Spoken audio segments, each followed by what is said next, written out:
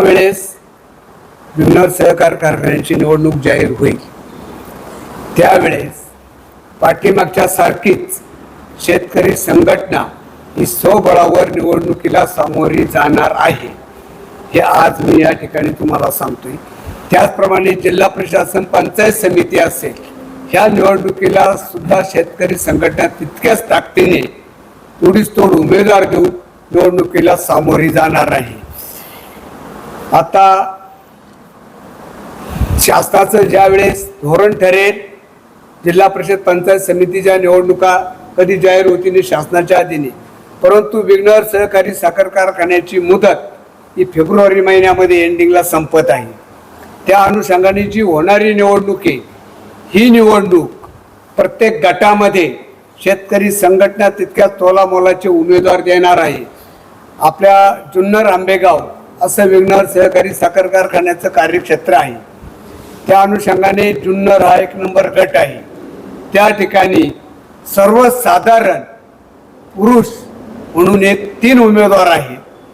2 number गट आहे शिरोली नारायणगाव, त्या ठिकाणी सर्वसाधारण म्हणून 3 उमेदवार आहेत। 3 नंबरचा गट आहे ओतूर आळेपाटा, त्या ठिकाणी 4 उमेदवार आहेत। आणि 4 नंबरचा जो गट आहे हा पिंपळवंडी गट आहे, त्यामध्ये 3 उमेदवार आहेत।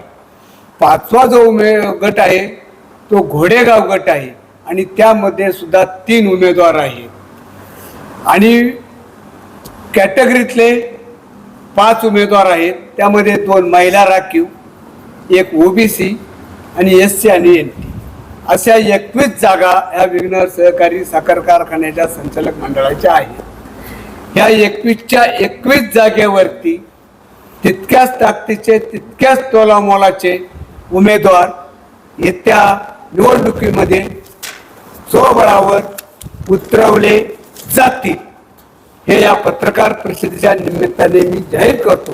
कारण कुठलीही संस्था कुठल्याही संस्थानिकाच्या हातात जास्त काळ राहिली तर त्याचे दुष्परिणाम काही काळाआधी का होईना परंतु सर्व जी काम शेतकऱ्यांची कामं देणं असते त्या शेतकऱ्यांना त्याचे परिणाम भोगावे लागतात।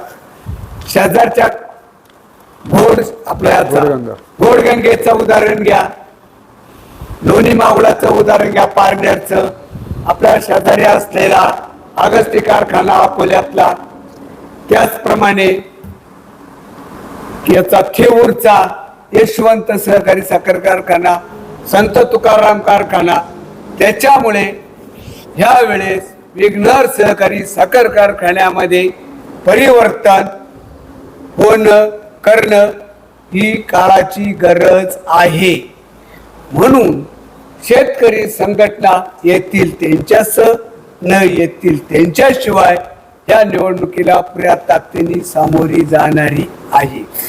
याच्यामध्ये जे उमेदवार असणार आहेत त्यांचा क्रायटेरिया असा आहे ते लगतची 3 वर्षे सलग त्यांनी कारखान्याला ऊस पुरवठा केलेला उमेदवार पाहिजे। तो कुठल्याही सहकारी संस्थेचा थकबाकीदार नसला पाहिजे। यवना कारखान्याचा सुद्धा थकबाकीदार तो उमेदवार नसला पाहिजे। मग त्यामध्ये तुमची पतसंस्था असेल, विकास सोसायटी असेल, ह्या संस्थेचा तो थकबाकीदार नसला पाहिजे। त्यांना जे सूचक अनुमोदक असणार आहेत हे सुद्धा थकबाकीदार नसले पाहिजे। कारखान्याने नुकतंच 15,000 रुपये जे भाग भांडवल केलेलं आहे त्या भाग भांडवलाची रक्कम त्याची पूर्ण झालेली असली पाहिजे। अशा एकंदरीत त्याच्या अटी आणि शर्ती आहेत।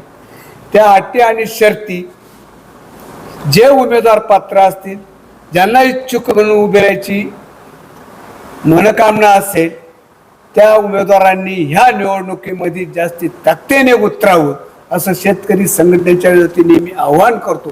कारण त्याशिवाय कारखाना शेतकऱ्यांचा आहे हे संस्थानिकांना विद्यमान संचालकांना हे समजणार नाही। म्हणून ज्या शेतकऱ्यांची लगतची 3 वर्षे 21, 22, 23, 24 ह्या कालखंडामध्ये ज्या शेतकऱ्यांनी ऊस पुरवठा कारखान्याला केलेला आहे त्या शेतकऱ्यांनी फॉर्म भरावे अशी माझी सर्व जुन्नर आंबेगाव मधील शेतकरी बंधूंना विनंती आहे. कारण जेवढे फॉर्म जास्त तेवढा कारखान्याचा कारभार चांगला होणार. कारण विरोधक विचारणारे कोणीतरी आहे आणि आपण जर बाई देत बसलो तर त्यांना वाटतं आपला कारभार बरोबर आहे, लोक आपलं ऐकतात, परंतु कारभार बरोबर नसतो. हे आता आपण बघितलेलं आहे. 1.5 महिना कारखाना चालू झालेला आहे, अजूनपर्यंत पेमेंट शेतकऱ्यांना आलेले नाही. तोडणी जो प्रोग्राम आहे अतिशय ढिसाळपणाने चाललेला आहे. तेव्हा माझी विनंती आहे या पत्रकार परिषदेच्या माध्यमातून ऊस उत्पादक शेतकऱ्यांना की आपण येणाऱ्या विघ्नरच्या कारखान्याच्या निवडणुकीमध्ये जास्तीत जास्त फॉर्म भरून उतरावं. बिनवरची बातील किंवा काव्यातील गोष्टी वेगळ्या आहेत, परंतु फॉर्म भरताना आपण त्याच्यामध्ये चूक होणार नाही याची सुद्धा दखल घ्यायची. दुसरा मुद्दा त्याच अनुषंगाने असा आहे की ज्या मतदार याद्या लागतात, मी कवडे साहेब प्राधिकरणाचे मुख्य आणि पाटील साहेब सचिव यांच्या माध्यमातून या निवडणुका जाहीर होतात, त्यांना जो भेटून आलेलो आहे की ज्या मतदार याद्या तुम्ही हरकतीला ठेवणार आहात तर त्या हरकतीला ठेवण्यापूर्वी त्या दोषमुक्त करा. दोषमुक्त करा म्हणजे काय, जे आपले 22,000 सभासद आहेत त्याच्यामधील जे मयत सभासद आहेत ते बाजूला काढा आणि जे हयात आहेत त्या सभासदांची नावं फक्त मतदार यादीमध्ये येऊ द्या.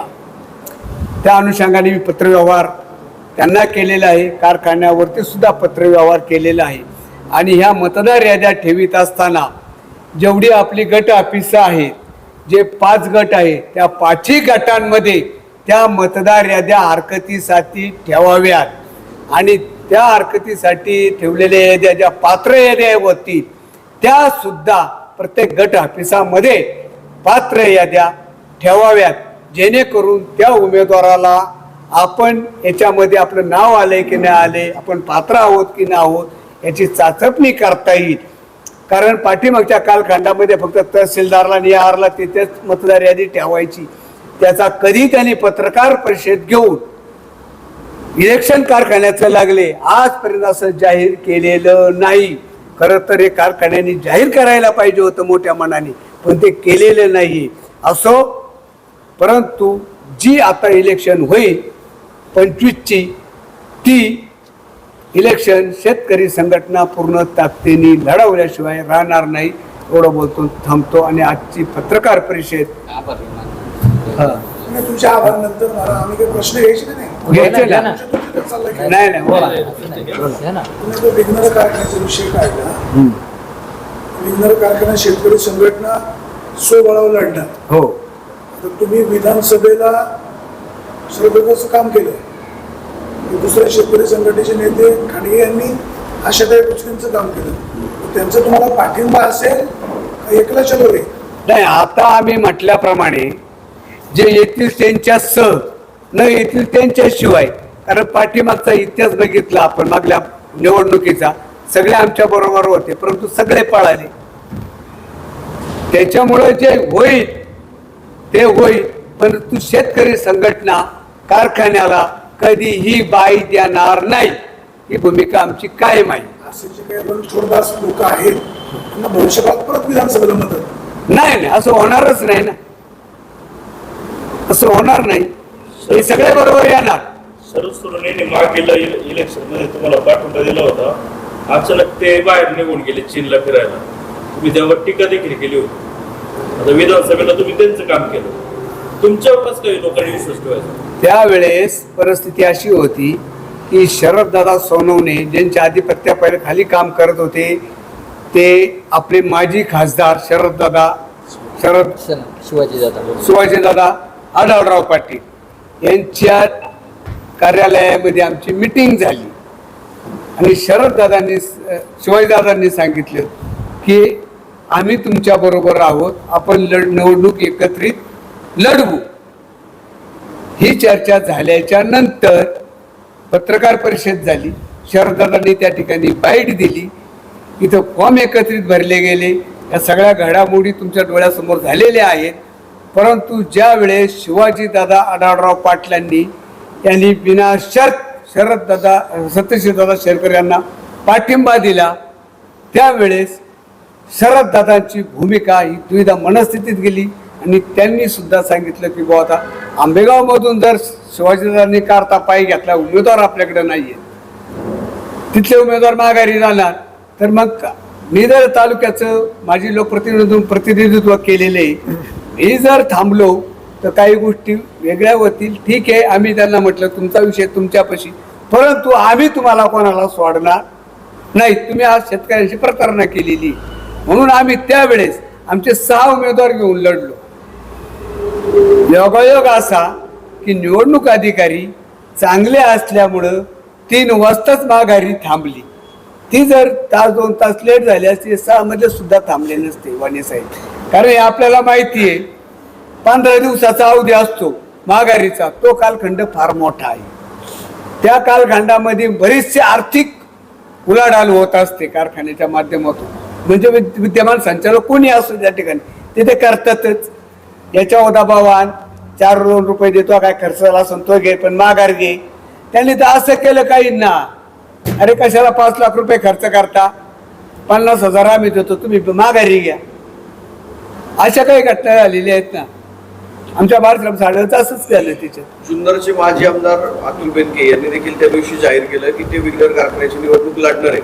मग आता विधानसभेला शरददादांबरोबर कारखान्याला अतुल शेठ बरोबर असं ते नाही, आम्हाला कोणाची एलर्जीच नाही ना. कारखाना हा वेगळा पार्टी आणि अतुल शेठशी आमचे चांगले संबंध होते, परंतु काही तात्विक मतभेदामुळं या गोष्टी आहेत ना. आणि सत्यशीलच्या पुढे काय आमचं सत्यशील आमचा चांगलाच मित्र आहे ना. त्याबद्दल पण ती सिस्टीम आहे, जी ते सिस्टीम चालवतात त्या सिस्टीमशी निगडीत आमचं भांडण आहे ना.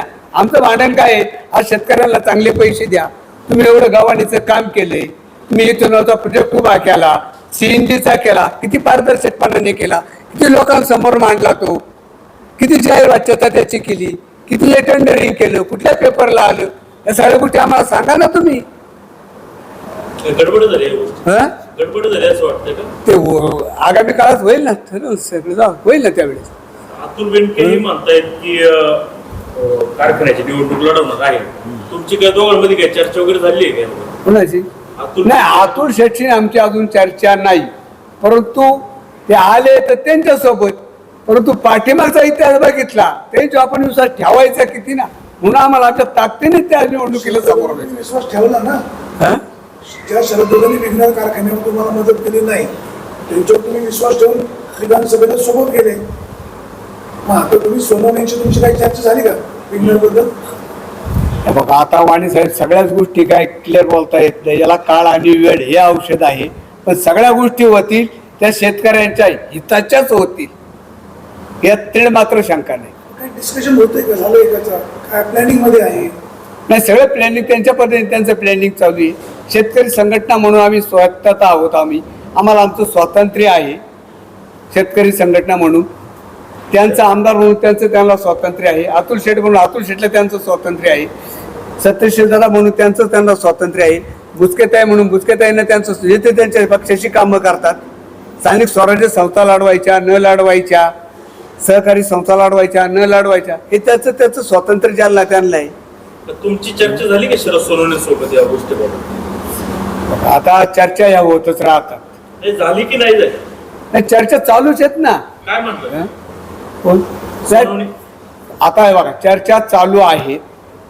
अजून त्या निवडणूक प्रोग्राम जाहीर व्हायचा आहे. त्यांचं काम त्यांच्या पद्धतीने चालू आहे, आपलं काम आपल्या पद्धतीने चालू आहे.